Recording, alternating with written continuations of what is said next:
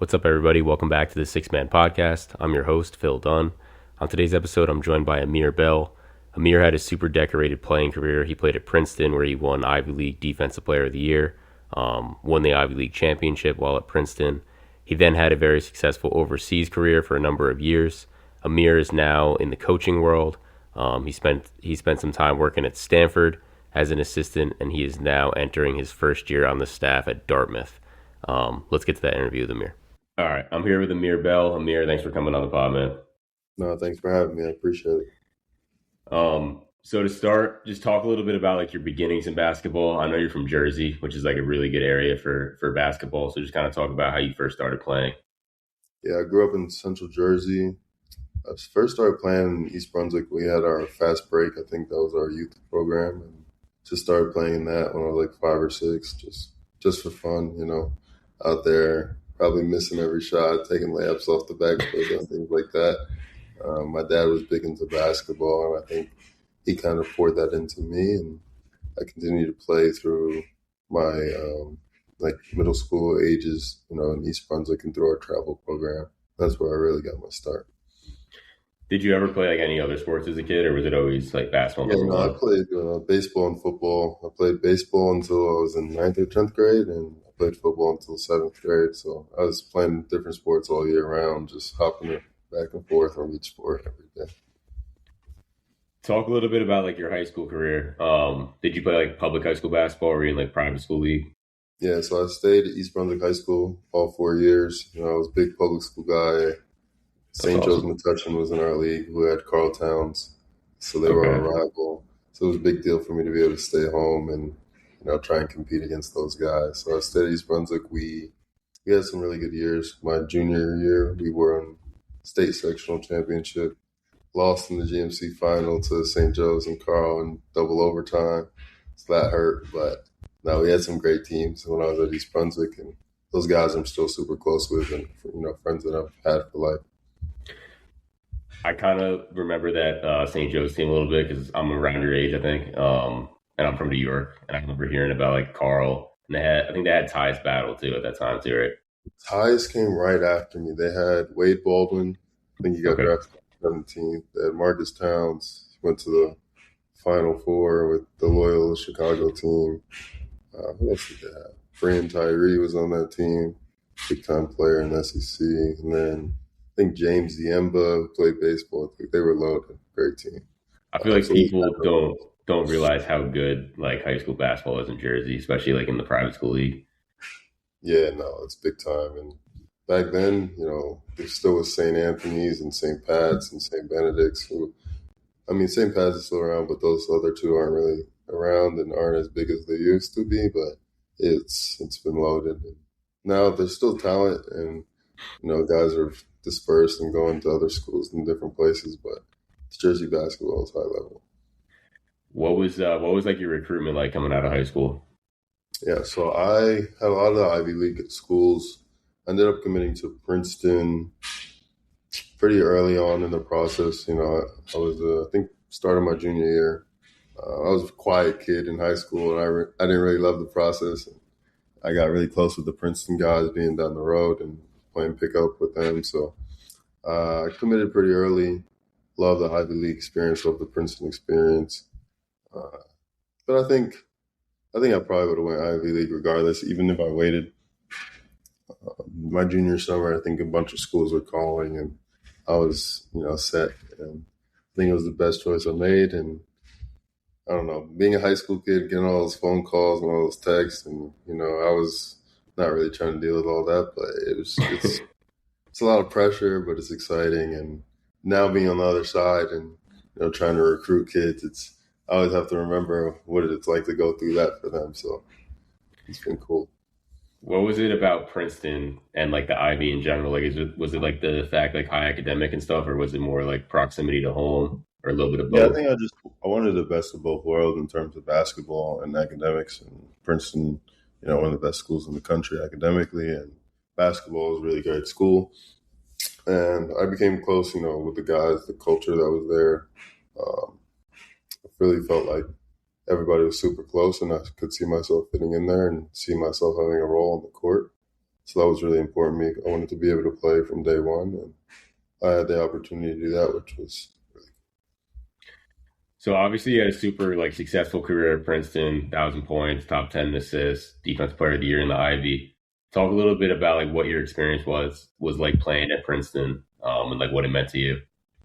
it was big for me. I mean, I was able to have a lot of my family and friends come to the games, and then just being able to play at Princeton, historical program with a lot of history, and it had a lot of success. So I was able to win Ivy League championship my junior year. Our team went 16-0 in the Ivy League play, which was big. Went to an NCAA tournament. I think it was a great for me, and I got the best of both worlds, academically, basketball.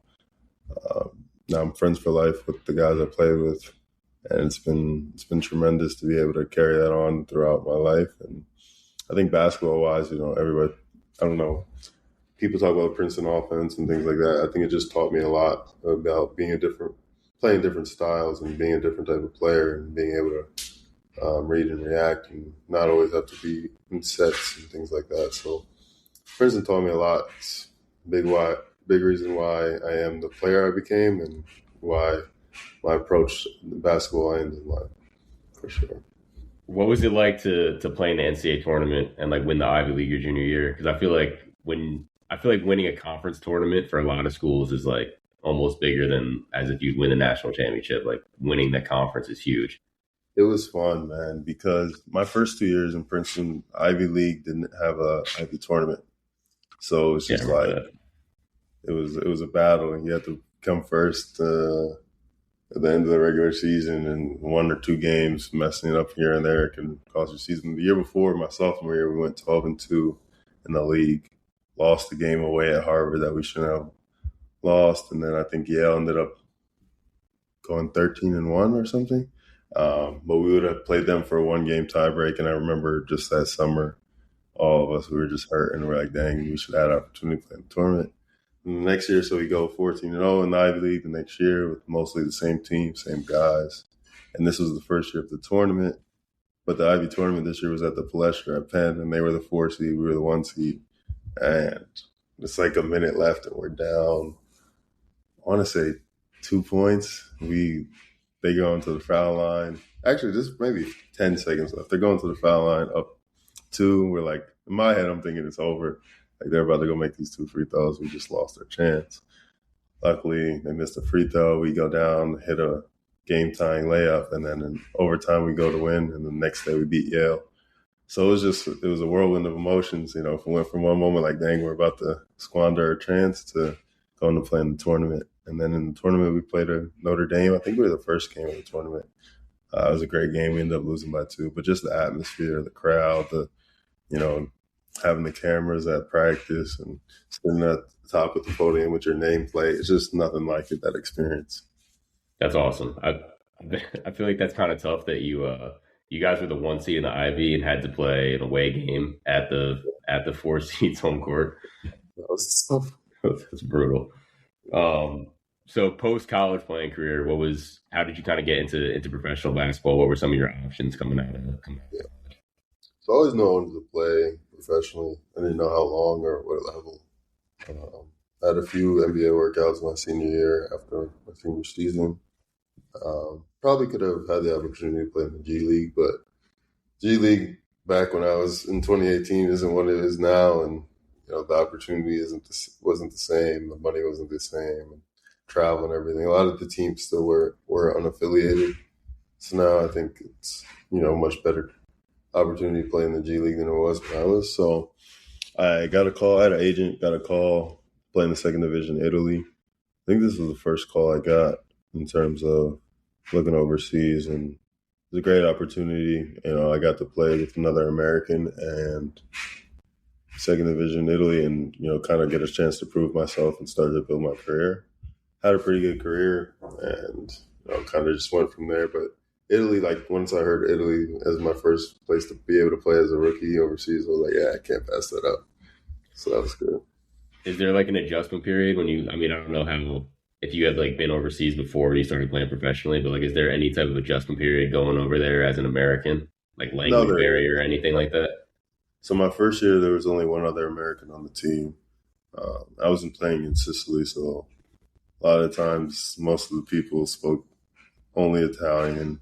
So some of the sometimes the coach was speaking Italian. He's cussing at you in Italian, and you're just going along with it. But the guys are super nice. I had some great teammates, and just basketball playing style is a little different. Europeans a little more physical. There's some rules that are a little different. Like if you layups on the rim, people might smack it off and things. So just kind of getting used to that and the tactical nature of European, which is coming from Princeton wasn't as much of an adjustment, I think, just because we kind of executed at that level offensively and defensively. So I think that helped me in my adjustment to overseas basketball for sure. Did you play in any other countries while you were over there besides Italy? I played in a bunch. I jumped around. I went to Italy, played in Asia for like 6 months, played in Israel for a few years, and then I played in Germany, Poland, Cyprus. Yeah, I just think 7 countries, 7, 8 countries. So it was good. You kind of mentioned it briefly, but like, what were some of the similarities and differences you saw between like American style basketball and overseas? Yeah, overseas, I think like the game is more half court. I'd say that was the biggest thing. The U.S., we kind of get out and run, use the athleticism, different style, especially at the grassroots level, whereas Europe, the guys from a younger age are taught how to execute offense and play in the half court and make decisions. And it's still pick and roll on both sides, but just the level of execution and running more sets, I think, in Europe.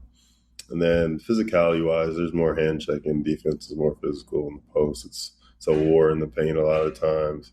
Sometimes as Americans, you don't get too many calls, so you just got to adjust that. But that's probably the biggest thing I would say, like physicality and just playing in half court. Like every game's like an NBA playoff game. It's like they all matter. Yeah. It's all half court. Like, it's not just like get out in transition and run in and can we, beat your man off the dribble. You're going to have to make extra passes, extra plays, and things like that. Did you like play a similar role in professionally than you did like when you played in college, or was there like any type of like personal adjustments you had to make in terms of play style? I've always played a similar role. I think I was always a point guard at Princeton and overseas. I think the biggest thing for me overseas was just transitioning into like playing it as a job. So you want to win, but you also want to do well for your career. Trying to get that next job and that next paycheck. And I think it took me a little while to figure that out overseas, just because I'm a team first guy. I want to do whatever I can for the team to win. But like sometimes if you're American in certain countries, you're expected to score a lot of points. You're expected to do so and so. So I think just figuring out what each team, what each league needed from me as a player was probably the only adjustment. But in terms of, I was always point guard and, trying to lead teams and get my teammates involved is how I like to play. And I kind of continued that throughout my career. At what point did you realize that you wanted to get into coaching? Like what made you want to get into coaching? Man, so I for the 7 years I was playing overseas, I told myself I was never going to be a coach because I put so much time into basketball and overseas I was always watching games. If I had a bad game, I would watch it 3 times. I'm watching film with other team, other players all the time. I'm just in my head, I was like, all right, once I'm done playing, I just need to get away from it. I got to give myself some break. I'm just too invested in it. And then, so when I retired last spring, I was like, all right, I'm going to go get a job, go consulting, finance, something like that. And for 4 months every day, I was in the gym working out high school kids, working out. I was working with one high school, team workouts. I was training kids individually in the summer for 4 months. And I'm like, I really just can't get away. And then I got a few calls, different things asking me if I wanted to come coach. And kind of was like, all right, it's obviously something I can't get rid of, can't get out of my system. So I'm going to start doing it. What do you think you learned during your playing experience that could help translate to coaching? I think just preparation. I've seen it. Some guys who played at the highest level. I've myself and teammates I've been around, just how you prepare day to day, and like the discipline and effort it takes to really be good and be great teams and be great players as well. So I think that's what I'm trying to bring at this level in coaching, and as I start my coaching career, just that approach to winning and how you can be a great basketball player, and the daily habits that you need. You were at Stanford last year, right? Yeah, What was that experience like, and like how did that opportunity come about? Stanford was great. So the opportunity came about. Coach Brett McConnell is now the head coach at Dartmouth. He was on became on the staff at Stanford. He gave me a call, told me a position had just opened up. Um, I know the head coach at Stanford, Kyle Smith. He was the head coach at Columbia when I played at Princeton. He recruited me a little bit, so we kind of knew each other from there. So got on a few calls with Coach Smith, with Coach McConnell, a few other guys from the staff, and eventually they offered me the position. Stanford was great, ACC basketball, high major. Yeah. Palo Alto was great. So just being able to start my first job coaching in the ACC and at that level and be around those type of guys, and that coaching staff was amazing just to be able to learn from them. So it was a great experience for me, and I think couldn't have started in a better place. So kind of full circle for you, like playing in the Ivy League, now coming back to coaching in the Ivy League. What is like some of the things you're excited about coming back to a league you're familiar with, and kind of like what's like your role going to be like this year?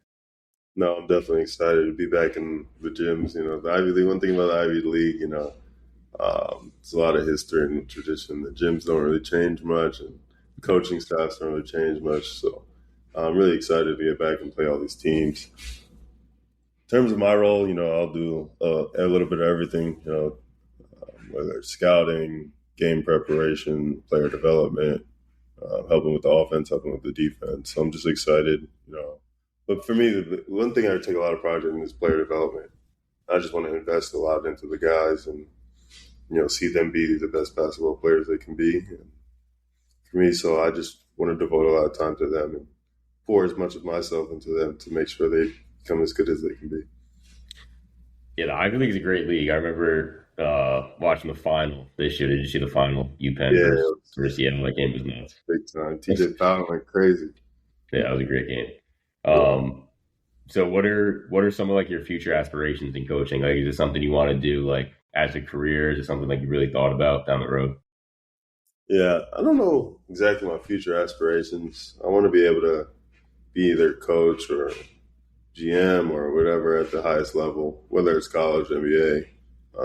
But my biggest thing is just being able to help the student athletes and the players I coach the most as possible.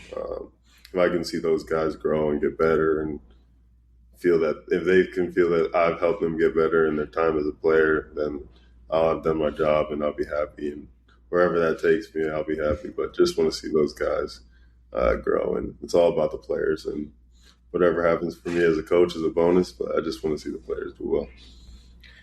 Last question I have for you. Same last question I ask everybody, just because I'm a coach, high school coach, and I feel like this is kind of like something I could pass down to guys. Um, if you could go back in time and give your younger self advice in terms of basketball, what would it be? I'd say don't set a bar for yourself. Just shoot for the moon and put the time in, put the effort, have some confidence in yourself, have belief, because you never know what can happen. I've seen guys make it at the highest level and just all off of self-belief and effort and hard work. So that's what I would say. Just never set a bar too low for yourself, and you never know where you can get. That's the biggest thing I would say. High level of self-belief, extra work, and just believe in the sky's the limit, and that'll take you far. All right, Amir. Thanks so much for your time. I appreciate you coming on. Appreciate you, Phil. Take care. Thanks again to Amir for joining me today. Thanks to all of you for continuing to listen and support the podcast. If you could please follow on social media at the Six Man Podcast. Follow on wherever you get your podcasts, Apple Podcasts, Spotify. Appreciate the support. Be back soon. Thanks.